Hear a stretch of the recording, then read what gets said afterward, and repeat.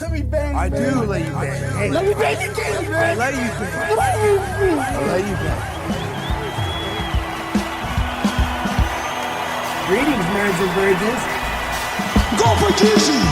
No forget Jesus, people. Hey, I'm not surprised, motherfuckers.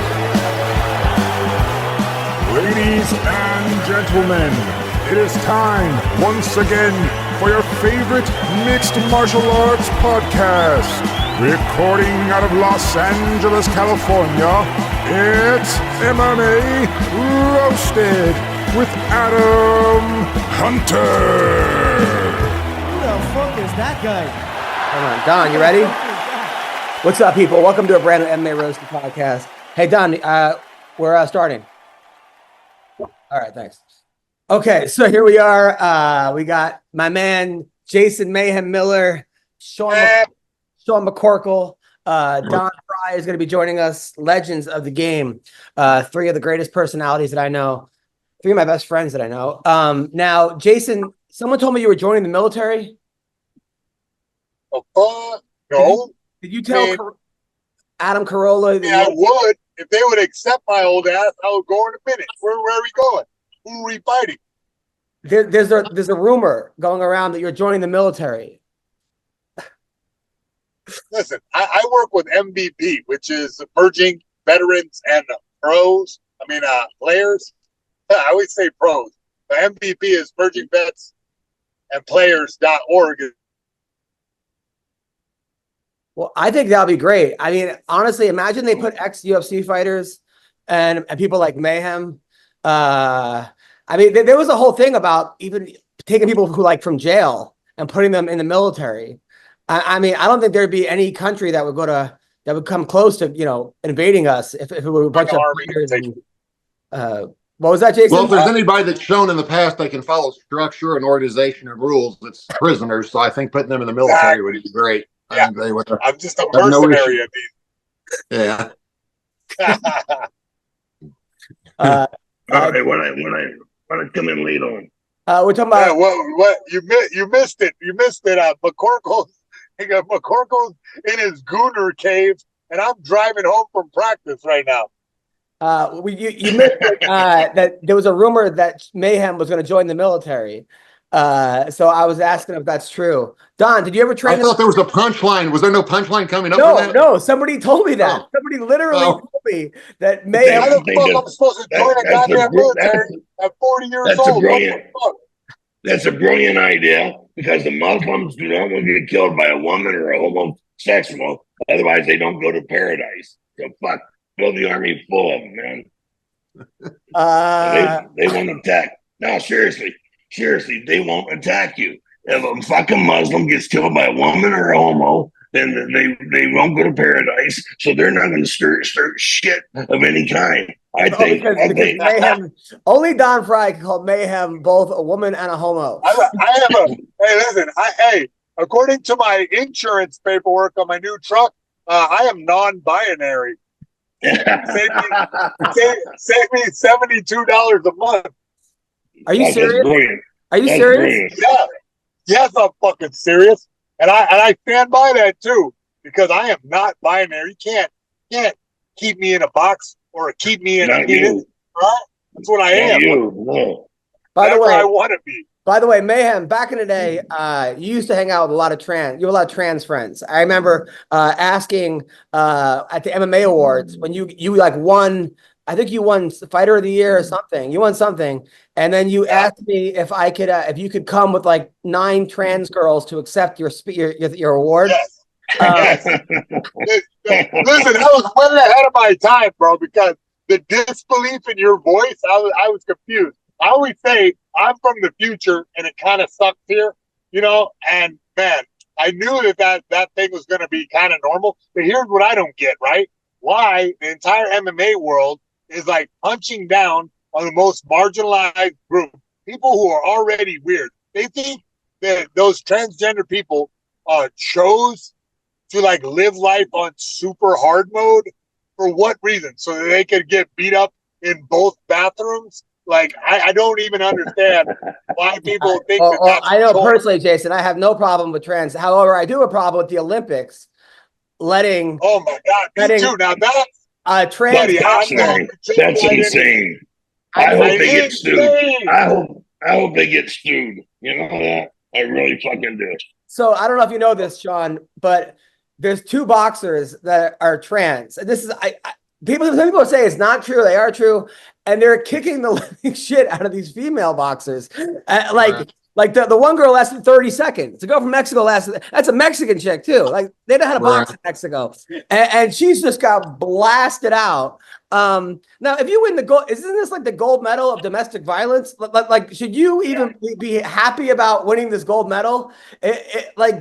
How are they letting this happen? I would. Could you imagine having Don Frye in the women's heavyweight division? Like a prom Don Frye? Like that would just... With the mustache? Fuck yeah. And some fishnets? I mean, yeah. Sean, what are your thoughts about that? Nightly? Yeah. Should I even ask? I thought it was funny that I don't know if you guys remember when Fallon Fox first started fighting. I came up with a comedy routine for Matt Mitrione for the Ariel Helwani show on things he could say about, like calling her Buffalo Bill and all kind of things, or him, or I don't know. I don't know what the correct pronoun is. I'm confused anymore. Like, is a trans man a man or a woman originally? Yes. Originally, it was born with male genitalia. A trans woman. No, a female. A trans man is a girl at birth. Yeah. Okay, so you call them what they're pretending to be. Okay, I always get confused, but I remember Matt got fined $25,000 by the UFC for saying that stuff, like stuff that Sean Strickland says just as a side note. Like Mitrione got a $25,000 fine for it, and they told him since it was his pay-per-view bonus anyway, he wasn't owed the money anyway, so it wasn't really a fine. They just weren't going to give it to him because it was contractually owed. Dude, I almost got fired from Fox Sports. I was at Fox Sports one time, and I was making jokes about everybody. So I said, "Oh, normally there's the calf slicer, hers is the cock slicer." Like I had all these like silly jokes, like she's gonna be on both teams on The Ultimate Fighter, dude. This is before like the woke, before it became like this was pre cancel culture, but they were canceling people like they were just like forming, and all of a sudden, an article got written about me. And I had to take it down. I got fired from Fox Sports, like a real job. And then the woman, Fallon Fox, was like, "You wouldn't say this about 9/11." And I'm like, "How are we?" How do you compare? If there's anything I think about when it's Fallon Fox, it's 9/11. Those are the two things that are inseparable in my mind. And then somebody was like, "You're harmful to women." I'm like, what about the person beating up women? Like, right. No, the guy between you and Fallon Fox, who has hurt more women? Let's be honest. The guy making silly jokes on Twitter versus the guy but the problem with Fallon was she didn't disclose she used to be a man. No. So that was the issue. And some people are blaming the competitors, saying that like even in the Olympics, they shouldn't be fighting the trans female. But like, dude, you make the Olympics. Like, you fight who was ever in front of you. Like, it's not their fault. There should be a separate... Did you do the same thing in the Special Olympics? Like, really think about it. If you were a little bit slow, could you say that you identify as like that you're fully retarded and go to the special... Well, I guess they don't box in the Special Olympics. Never mind. That doesn't make sense. But I wonder if you could like just go dominate there. Actually, I'm not sure I could beat any of the Special Olympic athletes at this point in anything. I was like, gonna say, you're thinking of making a run, huh? Yeah, no, I think Dude, I'd probably lose at this point anyway. I'm not even kidding. It's not even a joke. There's a betting site now where you could bet on the Special Olympics. And people were like, I swear. And everybody was like, you have a real gambling problem. Whatever. So Mayhem's his first fight, Joe Rogan goes, Mayhem against GSP. He goes, man, Mayhem Miller, he has retard strength. He said that during his fight.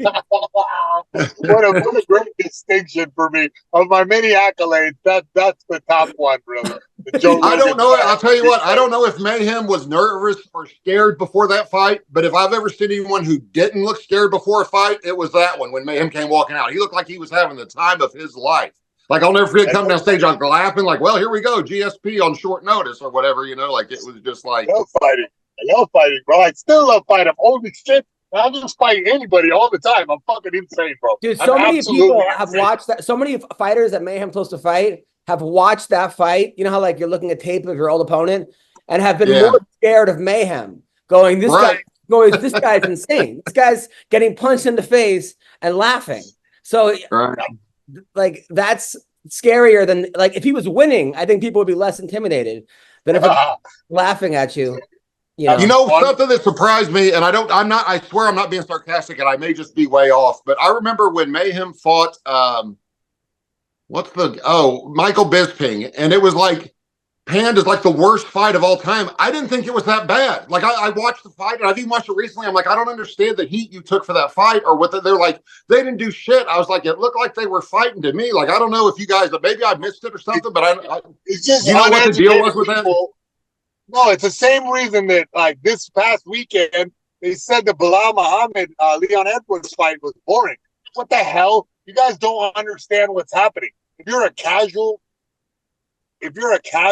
fan, you don't realize that, man, getting the guy's back or getting him down, getting him mounted, that's really hard. Like that's really like, and he's in a dangerous situation right now. And instead, people are like, "Oh, well, if they're not knocking each other's mouthpiece out, it's not tough. They're not winning. It's just uneducated people." That's why in Japan everybody shuts up because they're smart enough to realize, oh, this is serious. Like, oh, he's got his back now. That's a really good position. Oh, he's got the mount now. Oh, that's really good position. And instead, here in America, there's just too many guys that don't spend any time except for the 6 minutes that they're trying to figure out the pay-per-view on ESPN. That's the only time they look at martial arts. I think people were also. I think people were rooting for Mayhem too. And when you're rooting for I know rooting for Leon. Yeah. And when you root for somebody and they get taken down, you're like, oh, this sucks. So I think that's like also. I love why doesn't he just stand up? That's my favorite comment to hear at a restaurant or bar where they're playing the fight. Why doesn't he just stand up? I'm like, you know what? That's a good point. I don't know why he doesn't just stand up from that Olympic wrestling. Because he's got a guy punching him. He's a professional fighter on top of him, punching the shit out of him. That's why he doesn't just stand up. No, I did have my buddy Adam. My buddy hit me up, and he was mad about the whole. Like afterward, he said Bilal Muhammad, I guess, said something about his Palestinian people and this and that. And I was like, dude, you got to keep in mind this actually happened. I texted my buddy. I said, dude, he is from the most violent, most dangerous region in the world. Like you could get murdered at any second over there. And he said he's from Chicago, and I said, yeah, I know. But I don't know. Like that was my text back to him. That's a hilarious joke. I mean, I didn't know he's from Chicago, but when he said that, I was like, yeah, I know. Like I played it off like I thought. I may not agree with Bilal. I don't agree with Bilal's politics. As a human being, he's a great guy. Like he comes to every time I've hung out with him, he's a very, very sweet, nice. But you got to separate I think sometimes you got to separate people's politics versus. Wait, I don't know his politics. What the hell you're talking about? He's just very anti-Israel. What the hell? But his family lives in Palestine. Well, yeah, I mean, I would be anti whoever's dropping bombs on my mom too. What the hell? How are you confused about that? Well, I'm not, but it just seems a lot of these people that are like saying free Palestine, they're not. They're overlooking the fact of October 7th. And all that, and that they still have 150 hostages. But I don't even want to get into that. Okay, so wait, but why not? That's pretty interesting. I didn't know about all that. What are you talking about? Oh yeah, the October 7th guy. They killed like 1,400 people, right? 1,400 kids, Jews, young people at a rave. Had nothing to do with babies. They threw babies in the ovens. And how many people did they kill back? They killed a lot back because they're looking for Hamas, which is actually their government that they elected. That's cool. So they should just kill everybody, right? No, they should not kill everybody, but they should kill Hamas until this war is over. And they should also return the hostages. If they return the hostages, I think we had to have it. Over. Yeah, it'd be over. But they don't want to. They don't want to return hostages for some reason. Fucking babies that had nothing to do with this. Oh man! So they're just gonna kill everybody then. That's cool. Like I said, killing everyone. They can fucking return. They can return the hostages, and it'll be over. It's real simple. Yeah. Damn, man. That's a bummer subject. My bad. I didn't mean to get on that. Well, I just don't know yes, you about did these because kind you of said things, that's you know? 100%. I said let's change the subject. No, but And I'm you just saying, said, like, let's thank continue you guys this. for. I don't know. I just wanted to be educated. I don't know nothing about it. You know what I mean? I don't I don't follow believe the you. I think you website. do know about it. You're just trying to make a fucking What are point. you talking about? Fucking wise How would ass. I know about it? What am I supposed to do? Watch the left wing media or watch the right wing propaganda or the right, left, center? I don't know. I don't even know what channel to watch. Perfect. Okay, so the fight itself. So the Bilal Muhammad fight. That fight was that. Look, I'm happy that Bilal worked very hard. So Colby Covington said Bilal took the right amount of cycle, the right amount of steroids, and that he's going to be one and done. Do you guys? I don't think he has. No, listen, bud. Listen. You know what? You know what that fight was about. I already thought about this. Okay. The thing is that jab that we all complained about for the last little while, where he jabs his way to victory, blah, blah, blah, blah. Dude, he used that jab to perfection, and he tuned up his wrestling and just made it a fight which was either on the outside with a long, sharp, snappy jab, or boom, double leg. What's up? What are you gonna do? Oh, you're gonna sprawl against the fence? Oh, I'm gonna high crotch you into the rafters and then slam you right on your freaking head until your eyes are all dopey, and then you just fight the rest of the fight with your jockstrap half off. I think he might have overlooked him though, because he beat him the first time. He didn't beat him like it was an eye poke, but he hurt him the first time. And now, has there anyone, Don? Do you ever overlook any of your opponents? Because all the time at the end, yeah, at the end, yeah. Like when you beat Gary Goodrich twice, the third time, right? Did you overlook him the third time? Hell yeah, because my trainer Steve Owens says, watch out for the kick. I said, fuck, Gary Goodrich doesn't kick. Famous last words. And then what's his name? Like any karate idiot. Says, nobody's going to take me down. Nobody can take it. Oh, shit, you idiot. You fucking monkey. They're going to take your ass down and put you on your head.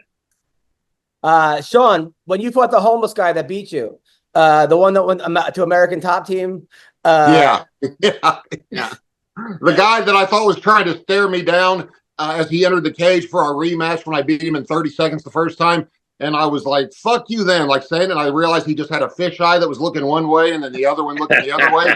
And he wasn't staring me down at all. Like I thought we were like cool. And I thought he was trying to mean mug me. I was like, keep that look on your face. And then he turns and goes, huh? And I was like, oh, God, like I feel like an idiot. But no, I knew he was going to beat me because I could barely walk going into that one. I did think the second time I fought Pujanowski that I didn't have to train for it because I was like, no matter what, he's getting tired way faster than me. For the first time ever in my career, I have someone I know is going to be exhausted before me. And then he didn't get tired. I guess his EPO cycle hit right at the right time because he went from having 45 seconds of cardio to a straight 2 rounds of cardio with no trouble, like not a bit, 9 weeks apart. Like I don't know how he did it after adding 40 pounds of muscle. So, wow. Yeah.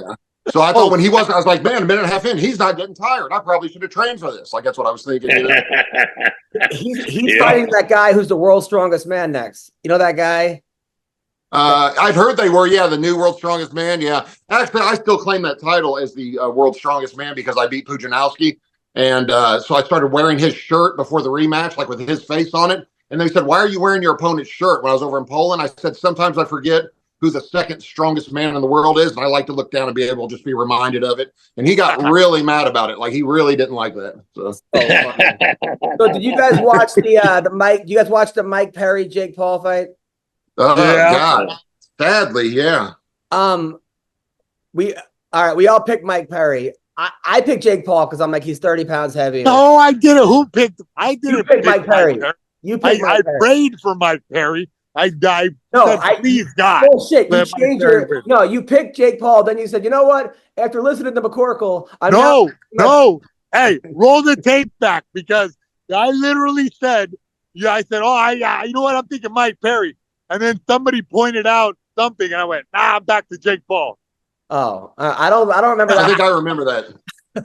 Come on, what the hell? Roll the tape back. Somebody all right, Sean, what did you think of the fight? 17 Sean, what fans. did you think of the fight? Man, Jake Paul is a lot bigger than, like, way bigger than I thought he was than him when he's fully rehydrated. And Jake Paul can box, man. I swear, I'm shocked. I don't know, it doesn't help Mike Perry when he won't put his hands up, like, at all, like, none, like, will not. No. I mean, nothing. Just stand there, and I don't know if everybody's from watching Rocky. I don't know what it is. This thought that you're going to hurt your opponent's fist with your face is a terrible plan, like, absolutely terrible. Like, oh yeah, he's going to get tired hitting me. I think it's from Rocky 3. Like, everybody started thinking, yeah, he'll wear out if you just take enough of his. Remember he became Orthodox? Remember he didn't train Orthodox one time, and then in the fight, all of a sudden he switched to Orthodox? Right, yeah. God, it broke my heart for Mike Perry, man. It's the size difference was noticeable, but, I mean, dude, you can't deny. I'm hearing again the fight was staged. I'm like, dude, Mike Perry is not staging a fight. They're like, oh, no, you saw the first time because Jake Paul has that little twitch, that little mannerism with his glove that he turns it, like in front of his face. And everybody thinks that's the symbol. And I'm like, yeah, so Mike Perry just decided to go out the worst way possible, continually getting knocked down, continually getting hit because it's fixed. You know what I mean? Or whatever. But Jason, is there any MMA fighter that could beat Jake Paul in a boxing match? I mean, maybe. It'll be pretty tough. You put me on the spot like that. I mean, what? Poetown could probably do it. Isn't that what the but in a boxing match, in a straight boxing? Yeah, but I mean, you got to remember that Pereira is a damn kickboxer before. I think it's possible. Yeah. Is it probable? Maybe not. Maybe the edge goes to Jake. Nah, actually, never mind. But Pereira is actually his size. So it would be, you know what I mean? We keep forgetting that Jake Paul just fights little dudes, like 170ers. And just guys who are not, he is steadily dined on wrestler dudes from UFC. That's just what it is. And now Mike Perry was the closest thing he got to a boxer, a bare knuckle boxer. Anderson Silva in boxing. I mean, Anderson Silva, he beat Nate Diaz, those are not wrestler dudes. Well, yeah, but these guys are older than me. Like, what the hell? You know what I'm saying? Like, I'm different. And these guys are even older than me. What the hell is going on? Now, Don, Butterbean wants to fight Jake Paul in a boxing match. Who wins, Butterbean or Jake Paul? Dude, Butterbean. They're going to roll him out of his casket? I don't understand. He's going to ride one of those rascal scooters into the ring? Butterbean now. Don, you think Butterbean today? Yeah. I mean, he's healthy again, right? Yeah, but he's got a the last I saw, he could barely walk at DDP's house, like literally barely walking. But I don't know. I thought they fixed him.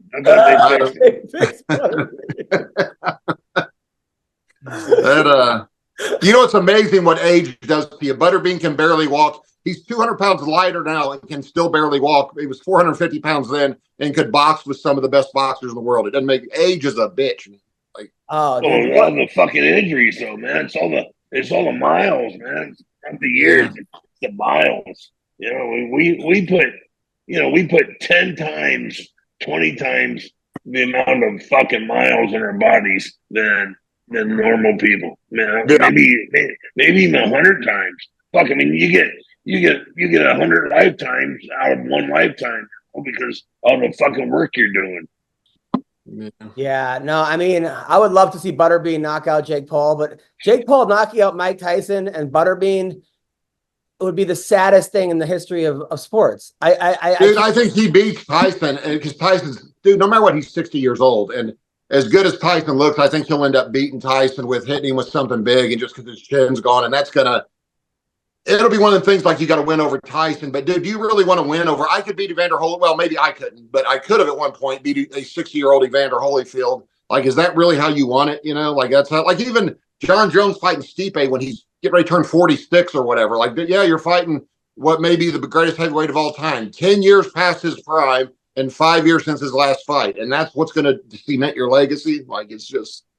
So, so they had so Floyd Mayweather is fighting John Gotti Jr. or John Gotti III again.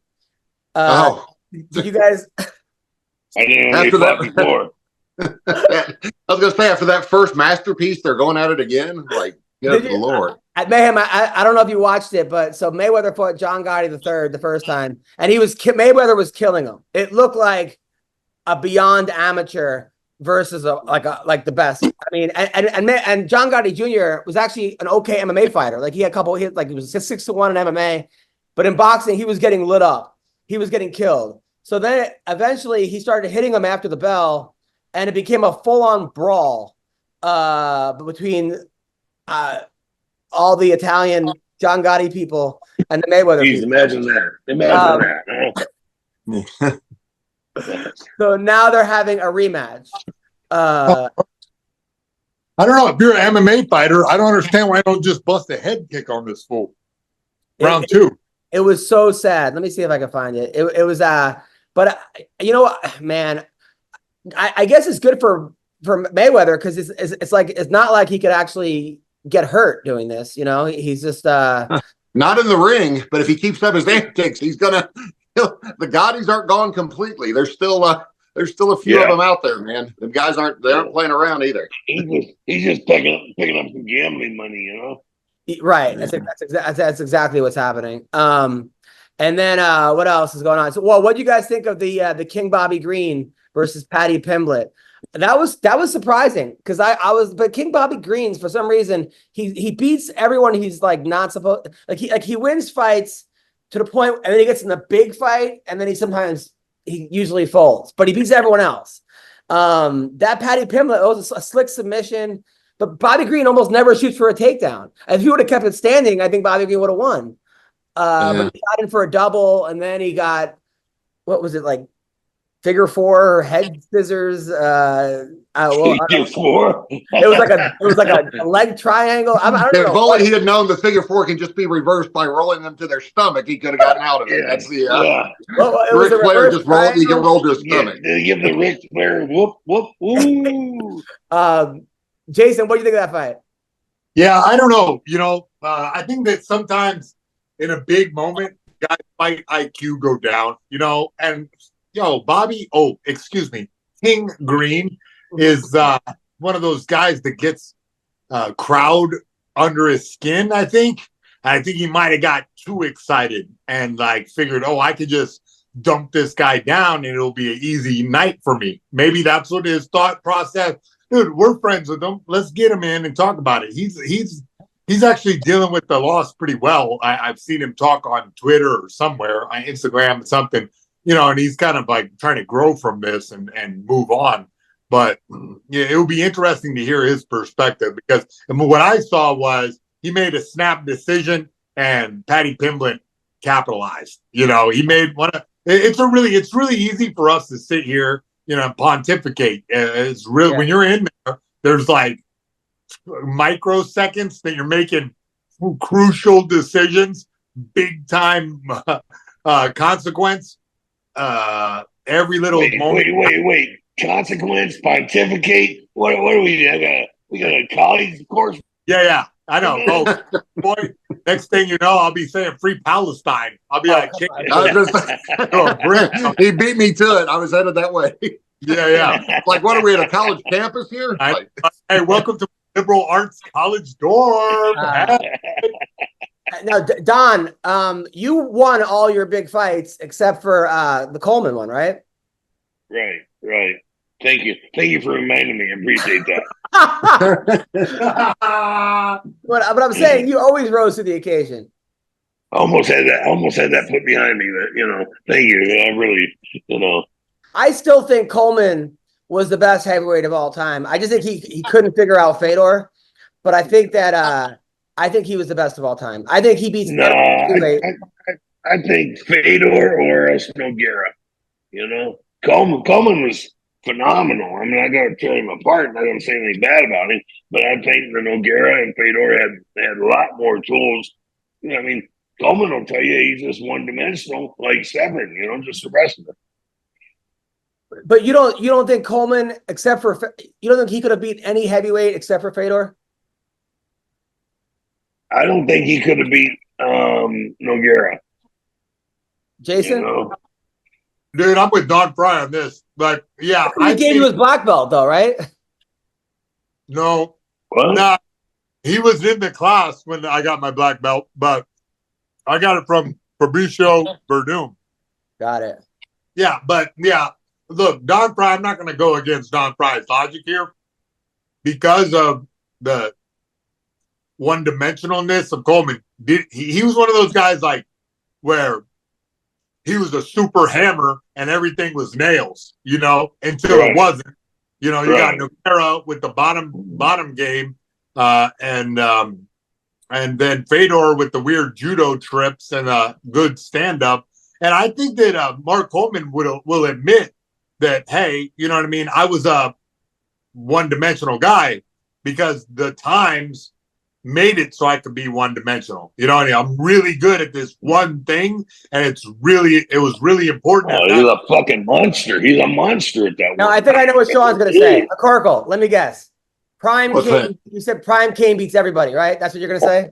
Dude, I was the biggest Fedor fan of all time. I think Prime Cain Velasquez that fought Junior Dos Santos the second and third time is the best fighter I've ever seen in my life at heavyweight. Like, I just think his cardio, but I mean, you saw he was human when he fought Verdum at 7,000 feet elevation. So without that cardio, obviously not skill-wise, but I think him with the cardio advantage, I think even against a guy like Coleman, I think it looks like Lesnar. You know what I mean? Like he shoots a couple takedowns, defends them, or gets back up. And when you can go, and there's legends about Kane, man, about Bob Cook telling me they would have to run 5 guys like on him round after round after round, like just putting them in. And Kane would go 15 rounds. Each of the 5 are only going 3, and they're skipping 4 rounds between.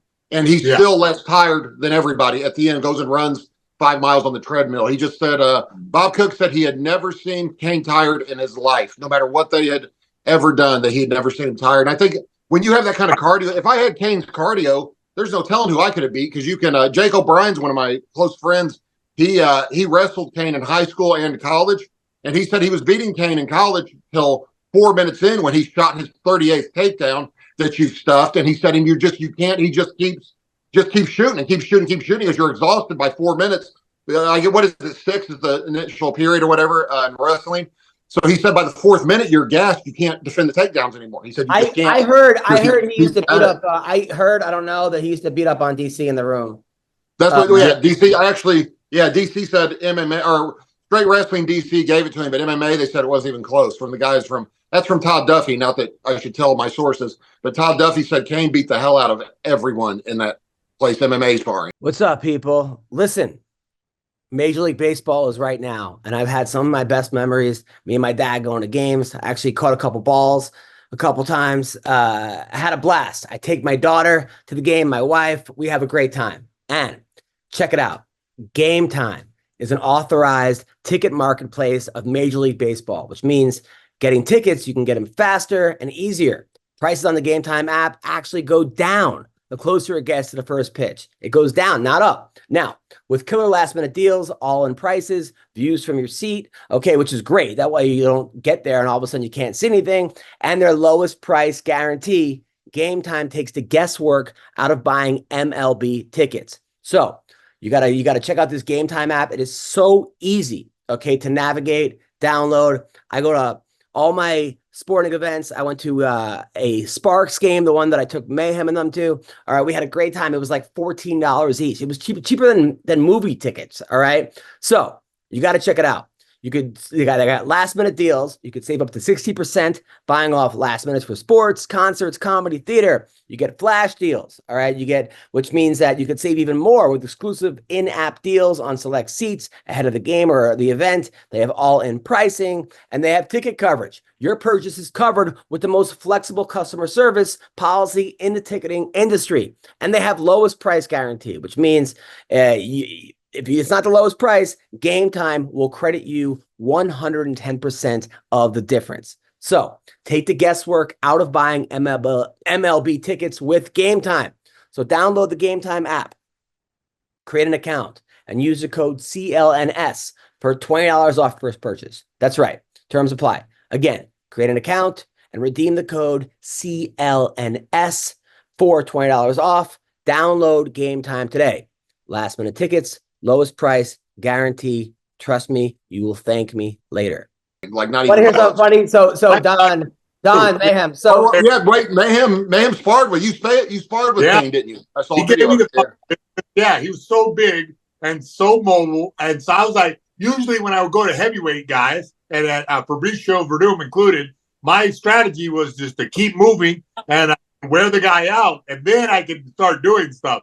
But I couldn't do that against Kane because Kane was actively moving with me, keeping up with me, scrambling as fast as I did, moving as fast, and his cardio just kept the same the whole time. He wouldn't get tired, and that was the thing. But guys, Dana says that John Jones is the greatest heavyweight of all time. I mean, he might be, but he's only 1-0 as a heavyweight. So, but Jason, fucking ridiculous. It drives me nuts to hear this gibberish propaganda coming out of the right, left wing media. But Jason, when Kane took you down, drives me all right, nuts. This is totally normal, Jason. So when Kane took you down, were you able to do any of your funky jiu-jitsu on him or no? The part is he didn't take me down. I shot a fucking single leg on him, and he sprawled out on me, motherfucker. And then after that, it was like nothing. I was like, fuck that. Let's go another round. Like I was like not accepting that. I thought it was gonna go better the next round, and it didn't. You know, and granted, he outweighed me by like 20, 30 pounds.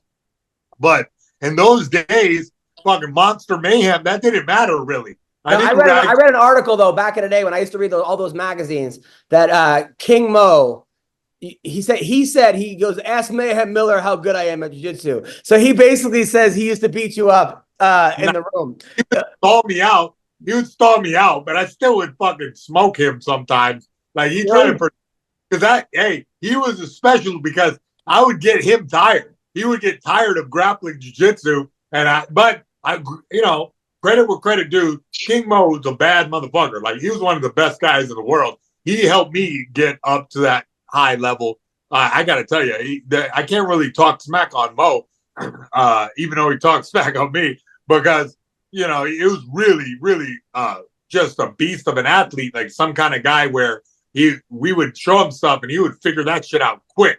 You know, he was a student of the game where he would adapt. He would adapt to things real quick. That's a perfect guy to have in the room because if he adapts, then you have to adapt, and then vice versa.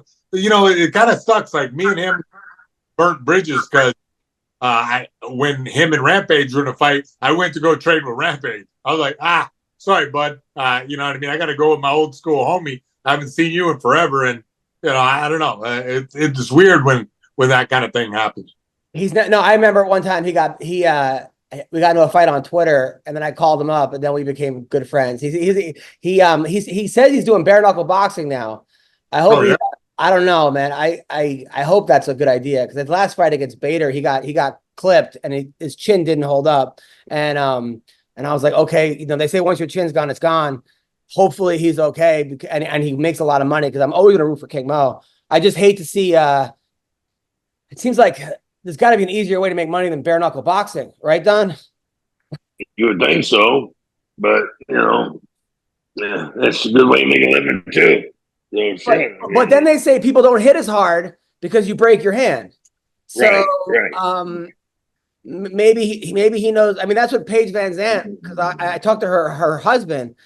When she was going to bare knuckle boxing, and I said, "Aren't you worried about her fucking up her face? She's a beautiful girl." And he's like, "No, because the girls don't hit as hard because it right away. So you actually hit softer than you would in MMA." Is that right? Mayhem, is this true?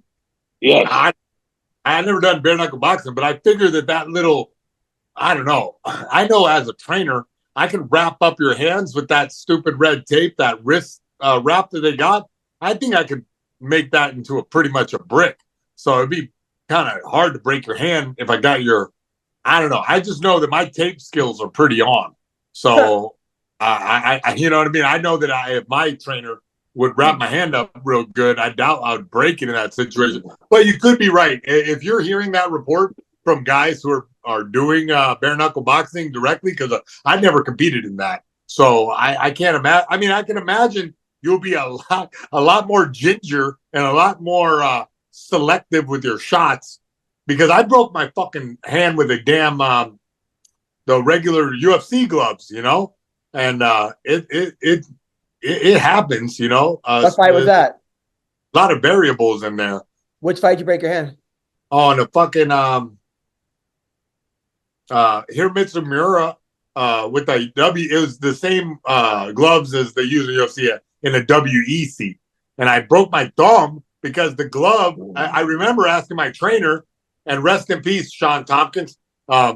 He said, I said, "You're gonna wrap my thumb," and he's like, "Nah, you don't need that." And bro, I needed that because my fucking threw an overhand. The guy ducked into it and snapped my thumb straight back in the first round. So I had to fight the rest of the fight with a broken ass hand. And the worst part is I'm so crazy, I didn't even notice. I just knew that I wasn't throwing my right hand. And then my coach was like, throw your fucking right hand in between the rounds. Throw your right hand. So I threw it more and then smashed up my thumb into like dust. One of the funniest things I've ever seen was when remember Ricardo Mayorga? Don, remember this guy Mayorga? He was a boxer from Nicaragua, and he would drink beers on the way and smoke cigarettes during the walkout and after the fight. And all his punches were like gang punches, like throwing all overhands. He had no straight. But he would win. He knocked out this guy Andrew Sixheads Lewis, and then he beat Vernon Forrest, right? And he was fighting Vernon Forrest, who had just beat Sugar Shane Mosley. It was on HBO, and he goes back to his corner in between rounds, and he speaks. He's from Nicaragua, so like Spanish, and he and you hear him say like blah, blah, blah, blah, blah, and you hear him. I'm pretty sure I heard the N-word, and then something else. But then the translator goes, he said, that black man hits hard. I was like, that is not what that guy just fucking said. No. Yeah, because only white people are racist. That's it, man. Yeah, only white people.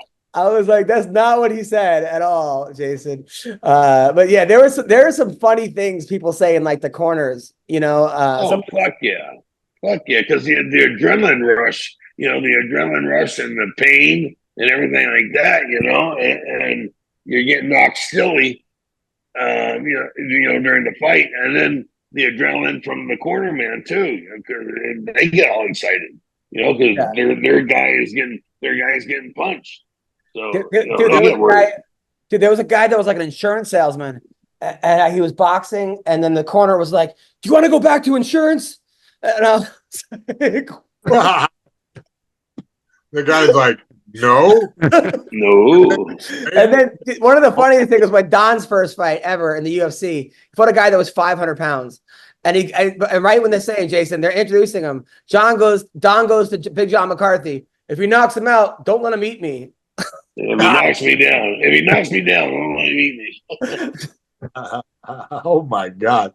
No, after the first round of freaking Robbie Lawler, I had, you know, everybody was saying, oh, he's going to out kickbox me, but I trained a boatload of kickboxing. I went in there and I just fucking kicked his legs and danced on him, and he couldn't catch me at all. So I was feeling cocky. I went back to the corner and sat down, and they're like, look, his corner is yelling at him to go gangbusters. So be ready. And I was like, yeah, right. He can't touch me. And motherfucker touched me in that second round, sat me down, and then whooped my ass for the whole round until I fucking escaped out of it. I went back to the corner and sat down and just went, I'm sorry. Like I knew that I did exactly opposite of what they told me to do, to keep my hands up and be ready. When Frank Trigg kicked you in the head, right? You didn't know where you were till like the next day or something, right? Oh, what do you mean? I was mad that they stopped it, but then I looked right when I was like, oh, don't stop it, and he kicked me, and when I stood up, it was just like a faucet, and blood just ran down my face, and I was like, oh, good stoppage. Like my whole face was wide open. I was like, oh, son of a bitch. I guess there was a good stoppage. Fuck, that's crazy. Pretty gnarly, bro. I miss those days, bro. It's like, I'm excited for the guys that I'm coaching and whatnot, and I get that thing. But man, when we talk about this, I get all jazzed up, bro, because those moments of like bleeding everywhere and like fucking hurting people, like real crap. It's like you miss that shit. Is fucking. That's like Sean, crazy. you don't miss it. Sean, do you miss it at all? Because it seemed like you hated fighting.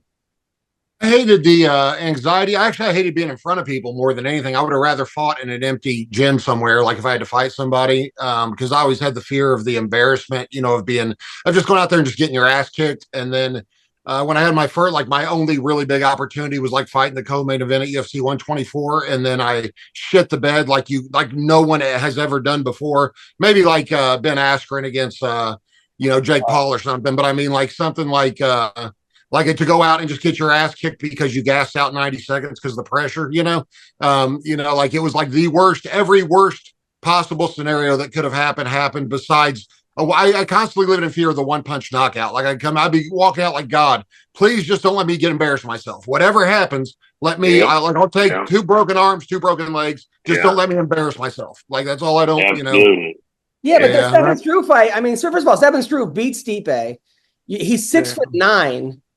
And I 6'11" actually, but 6'11", but I don't. That's not even like the top 5,000 worst beatdowns. It was just a loss. Well, I was winning. Well, till I lost, I was winning. But my whole training camp, I just kept thinking, there's no way this dude beats me unless I get too tired to fight. I was like, that's the only way he beats me because I knew I was stronger, bigger. I knew he wouldn't submit me. Like I knew he wasn't gonna. He could outstrike me, but I knew I'd be able to take him down. And so I just kept thinking, just don't get tired, which is the worst way to think. Don't, instead of stay strong. I was thinking, don't do this, And so 30 seconds in, I'm like, oh no, I'm getting tired, or whatever. Then 45 seconds, oh my God, I'm getting tired. And I started, that's all I could focus on was I'm not breathing. You think the steroids helped or hurt? No, man, it actually, I probably, if I'd have known you could get a TRT exemption back in the day, it would have been much better because I had to go off everything 3 weeks out in order to pass the tests. So I was like, would feel terrible leading up to the fight, like no testosterone at all. Cause I was on regular prescription testosterone for 5 years before I ever started fighting, or 7 years, but I didn't know you could get an exemption. So I just had to stop taking testosterone, even my regular prescription testosterone, like a month out almost. And so I would feel like shit leading up to it. Plus then I was cutting, even to make 265, I was cutting 20 pounds to make it. So I feel terrible leading up to it. And then just the pressure of being embarrassed. I just never worried about getting hurt, never worried about anything. I just didn't want to embarrass myself, because it's like if somebody beats you in basketball, you can be like, well, whatever. If we got a fight, I could whip his ass. Unless I was playing Stephen Struve one-on-one.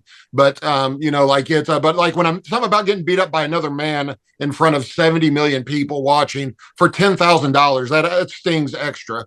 I'll tell you what stung even more. This lawsuit that came out, the class action suit. Yeah. I missed my fight against Struve. A lot of the pay is going to be based on what position you were on the card.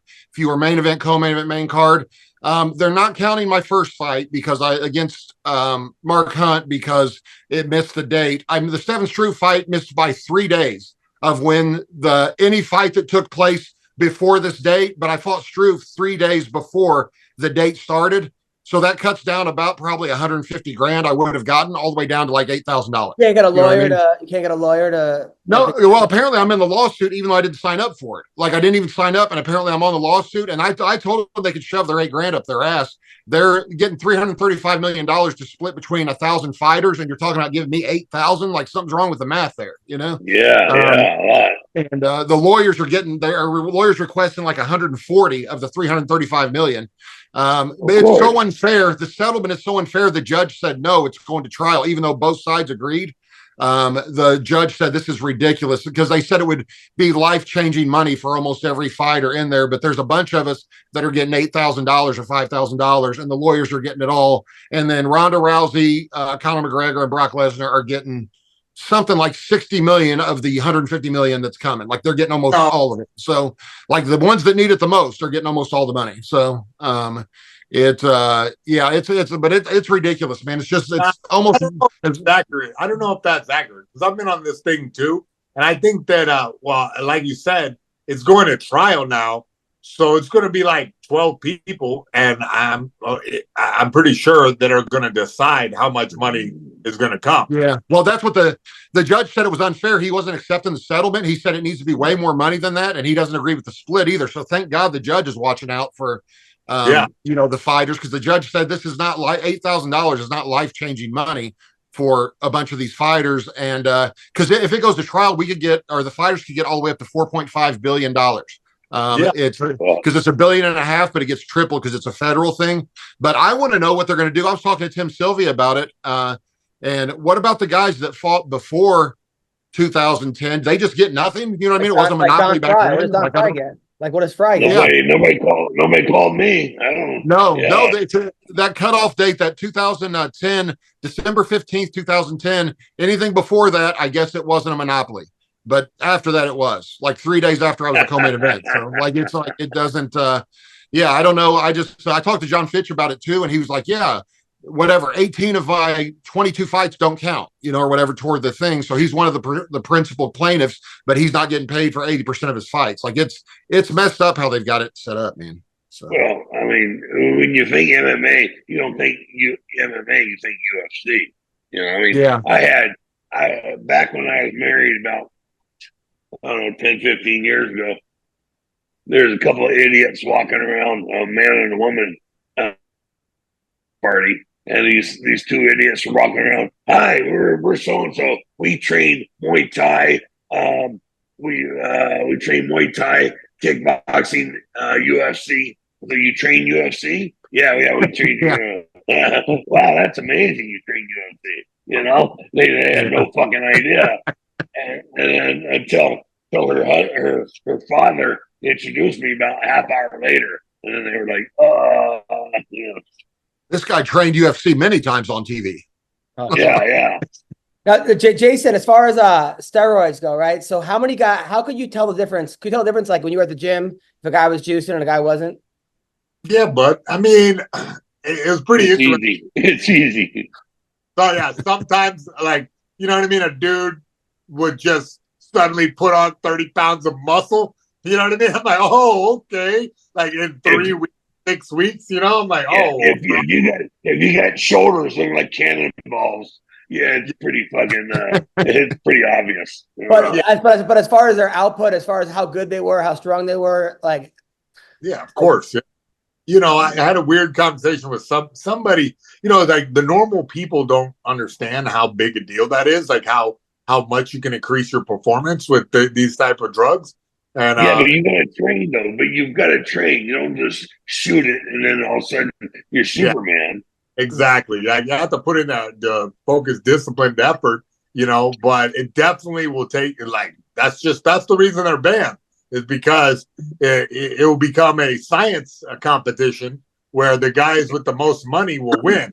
Where the dudes with the best scientists who can figure out how to do your blood work properly and. I don't know. It's interesting. Is there going to be? Have you heard of that thing? I don't know, some kind of Olympics with steroids, like free games. Yeah, I've heard about that. Yeah. I've heard people are doing that. Yeah, I've heard about it. Is it going to be mixed martial arts in that, where they're going to have a bunch of juiced up dudes fighting? I don't know. I haven't heard that. I haven't heard people that put a lot of money into it. Some like billionaires are investing in it, but I haven't heard like this. The all steroid Olympics. Yeah. Well, what was funny to me is I've heard a few fighters. I don't want to mention names, but I've heard a few fighters who have said that I think you should be charged criminally if you if you get caught taking steroids and fight. And I'm like, really? Well, you didn't think that when you were getting them for me, but when you were in the UFC, when you were buying them for me, you didn't think that. So game of holier than thou until they get popped, and then they're like, oh, whoops. I want to go. I'm going to rehab about it. Like, what the fuck? I didn't know any guys that weren't doing it, except like Roy Nelson that I know of. I mean, none of them would admit it, but I asked Todd Duffy one time what all he was running, and he goes, "What do you mean?" I said, "You know what I mean. What all are you running right now?" And he goes, "Dude, I don't know what you're talking about." And I started laughing. I was like, "Dude, what are you running right now? Like, what are you?" And he was like, "Well, who told you that?" And I was like, "Dude, get out of here! Like, you're not, are you kidding, man?" Like, what everybody's innocent. Everybody's innocent. Doesn't know anything about it. Yeah. So tomorrow night, the PFL playoffs continue. The PFL is amazing. I'm not letting anyone know when they are on. They just don't tell anybody. It's basically like, I think their strategy is you happen to find them and then you're like, oh shit, I didn't know that this was on. Now this is better than watching nothing. Tim Johnson, who was a former UFC heavyweight, Uber driver in the military. He was driving trucks a couple weeks ago, and they called him for a fight on like 2 days' notice, and he knocked the guy out after he got kicked in the balls. and landed a punch. Oh yeah. Time. So he's fighting Dennis Galtov. I hope he wins $1 million. This guy. That would be awesome. Jenna Bishop, who's just like hottie, jiu-jitsu, San Diego, high-level black belt, but What's her name? She's fighting Dakota DeChiva. She's a girl that when I did that Angie Hill as this Pound Town thing for the MMA awards, I had her as Sexy Red. She's one of the backup dancers. And they're all like twerking, and I'm like directing this, and I have to like not look because I don't want to come across as a creep, you know. But it was right in front of their gym, and people were walking in the gym, and all of a sudden like 6 girls are twerking and like wearing booty shorts, and then to the point where I was like, "Hey, ass girl, get over there!" Like I didn't even know their names. Liz Carmouche. I didn't want to come off as a creep filming these 6 girls twerk in public. Like I didn't want anybody to think I'm a creep. So you need to jump in with both feet next time you're doing some shit like that, bro. Come on. You know, you already look like a porn producer. You might as well just act like it. Thank you. Thank you very much. Liz Carmouche. Did I tell you that story recently, right? I did a show with these 2 trans girls went to the bathroom. And I was like, "Where are you going?" The girl goes, "I'm going to drain my pussy." So anyway, Liz. What? Yeah. Liz Carmouche. She's the one. It used to be in the UFC. She was, I think, a Marine in the Army. She's a lesbian. She's fighting Talia Santos. Boy, what are the odds? What are the odds of that one, boy? Yeah. I'm glad you told us that. We never guessed. And can we just agree that the official name for all lesbians should be Carmouche? Yo, bro. Those Carmouches over there. Seriously. Dude, that's like, what's the name? When JD Vance called those people like women, he goes, what did he say? Single cat ladies? Yeah. I go, that would be a great lesbian bar. You know, like single cat ladies. Like, tell me you like that you wouldn't. I almost want to get a t-shirt. Single cat ladies. Ouch. By the way, I don't want to get political, but where did you think yesterday, Don, of Trump saying, is she black? Is she Indian? One day she looks in the mirror and she goes, I'm a black woman. That was, I mean, I watched that with a bunch of my friends who were black. They were howling, laughing. I mean, it's true. It's true. She don't know what she is. It just unless could talk him to the vote. And she changes color for the vote. Take him to the what? For the vote. She vote. She changes colors for the vote. Oh, for the vote. Oh, yeah, for the vote. Yeah. Okay. Thought he said something about a boat too. That's what I thought he said too, and I was like, no, please. I was like, please don't say what I think he said. Yeah. So then, all right. So Saturday, Corey Sandhagen, who's like the most underrated fighter in the UFC, he's fighting Umar Nurmagomedov. That's a good fight. 17-0. I believe it's Khabib's cousin. What weight is that? 135. Should be a really good fight. Division Figueredo, who and you guys jump in if you want to talk about any of these fights. He's fighting Marlon Vera. Marlon Vera is the guy that lost to O'Malley. He's got a tattoo of a giant like a leopard on his back of his head. Good fighter. He's fighting the division, was the champion. Tony Ferguson against Michael Chiesa. Ferguson says this is his last fight in the UFC, but then he's fighting in other organizations afterwards. So I'm guessing he's not planning on winning, huh? Is he accepting that they're going to cut him? Like, what if he comes out and wins in 10 seconds? They're not going to give him another shot? Like, he's fighting Chiesa.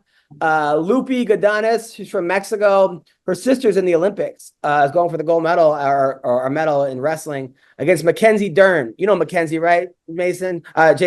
Mackenzie's dad was a huge jiu-jitsu star. She was like a prodigy. She beat Gabby Garcia in jiu-jitsu. Super hot. She's got this little daughter, big fake boobs, really pretty. But for some reason, she got big weight. She has problems making weight. And then her English, like she somehow has like a Brazilian accent, but she grew up in Arizona. But it keeps coming. That happens. Alonzo Menafield played college football, went to like 8 different group homes and orphanages growing up. He got adopted by I think like some white people from Africa. And they like took him in. Wait. Time out. White people from Africa? Maybe I'm getting my story wrong. But he got adopted by him and his brother got adopted, and it's kind of like The Blind Side, where they raised him, and now he's in the UFC. He couldn't read, but he was like till he was like 14 or something. He got a lot of power. And then Sam Hughes is fighting. I didn't realize being illiterate was considered power, but I don't know. He's illiterate. He's got a lot of power. Don't Tell Mays is fighting. He's the guy that was on top of a guy who was like sprawled out and started humping the guy's face with his cup. And then it kind of went viral. Like he tried to knock the guy out with his cup while he was like in north-south. I heard they call that the buffer.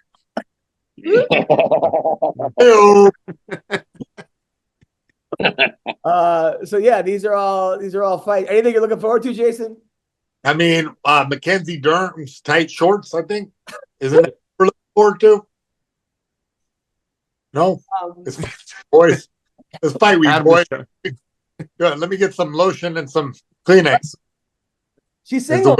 She's single. I think she got I think that she has to pay her ex child support. Hell yeah, I gotta complain on that, bro. I want to get some alimony out of this woman. I'm gonna fucking get her. I'm gonna get her to the championship and then fucking divorce her ass.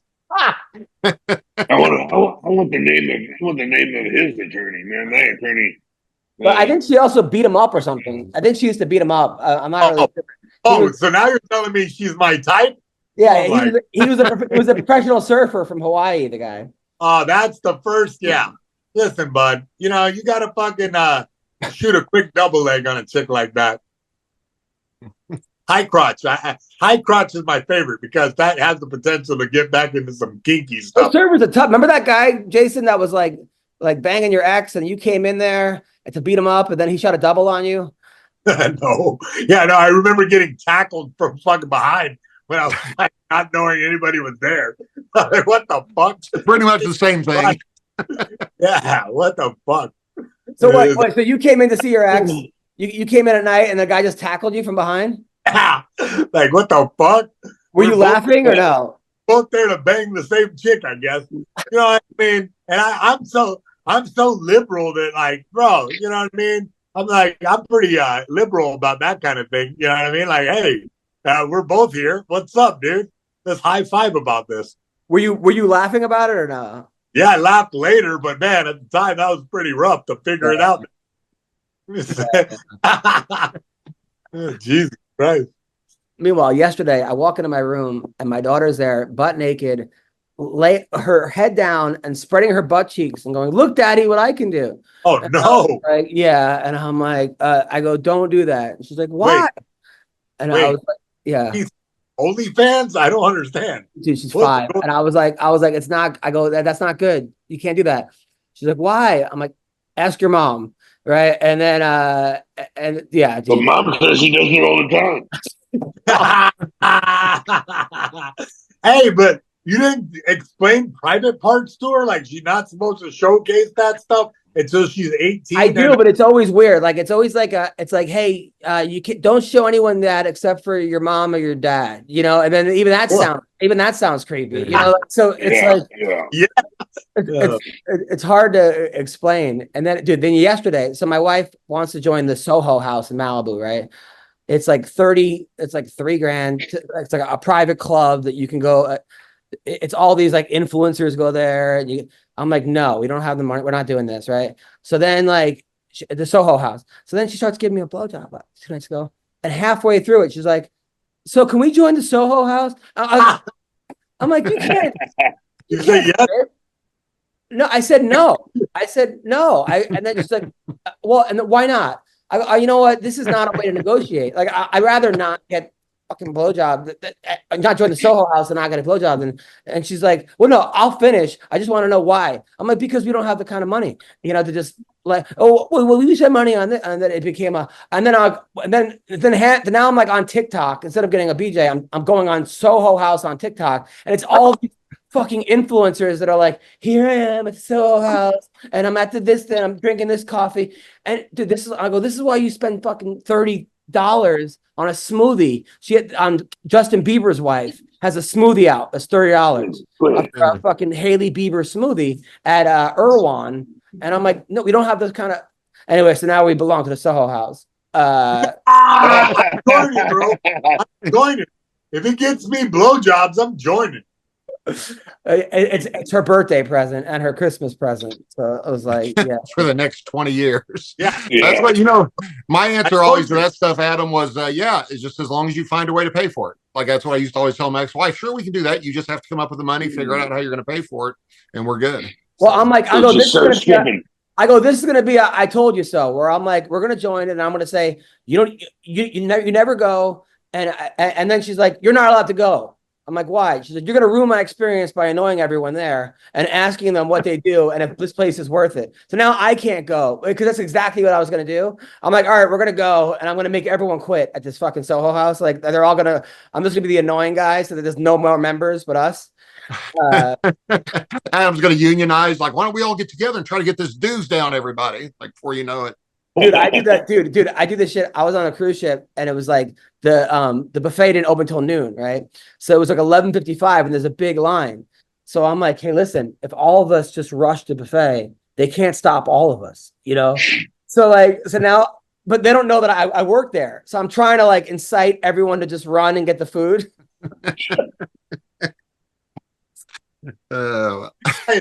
This guy's using Storm Area 51 tactics on a. That's what I was thinking. Yeah. What's wrong with you? By the way, Jason, so what do you got coming up? Well, I don't give a damn. I like read the news on Adam Carolla now. So if you like know that show, watch it. It's hilarious. And I don't know. I got a bunch of stuff in the pipe, bro. Nothing to really announce yet. Follow me on social media, Mayhem Miller. You know where I'm at. Don, what do you got? I got a bunch of stuff coming up too. I just can't remember. I got it written down somewhere. I just can't find the piece of paper. Yeah. Don can't find the scroll it's on. Yeah. The charcoal. I wrote it down with it, you know. Yeah. I'm waiting for an answer. What do I gotta do? He's the funniest. He really is the funniest human being I've ever met in my life. All right, so AdamHunterComedy.com. I got shows coming up all over the world. You guys are amazing. Thank you guys. Have a good week. All right, man.